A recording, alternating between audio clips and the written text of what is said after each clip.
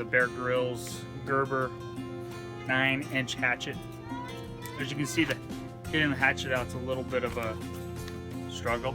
First and foremost, this hatchet is well designed. The grip feels great. It's nice rubber. It's not a hard rubber. It's not a soft rubber. It's just right. This little feature here is really nice. It feels great ergonomically. Really, I don't have many qualms about this thing except for it's stainless steel. The problem with most stainless steel is that it's not going to hold a nice sharp edge.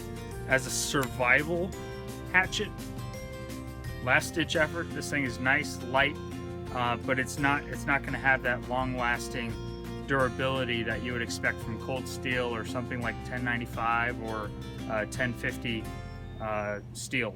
If you're looking for something for like bushcrafting or survival, long-term duration, that's what I'd go for. I wouldn't go for this.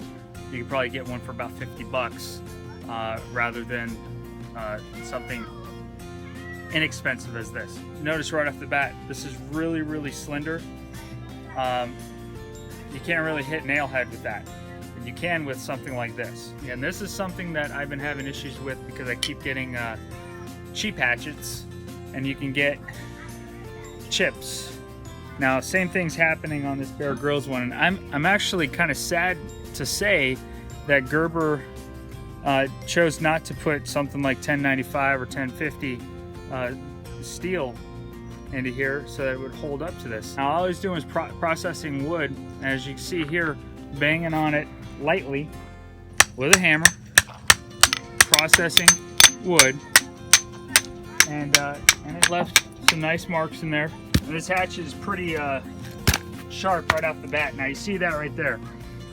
That's all that I did, and I went into the dirt like that, and that's where you get these little chips. And that's the problem with stainless steel. And the sad thing is they don't actually tell you that this is stainless steel. And if you look down on the ground, there's really, in this impact area, there's very little rock. In fact, there's no rock, it's just small pebbles. The hatchet is well designed, but it should really be a 1050 or 1095 grade steel. There's been some qualms about the sheath, and I agree with those. It is a bit of a chore to get in and out. When you put it in, this blade has a tendency to want to bite some of this material here. So as you're going in, you have to kind of wiggle it.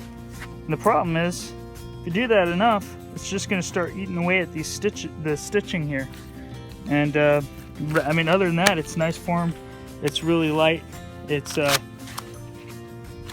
guess the more and more you take this thing out, the easier it's going to be to get out. But it's still quite difficult not to get this edge here when you're putting it in. Anyway, that's my review of the Bear Grylls Gerber 9-inch hatchet.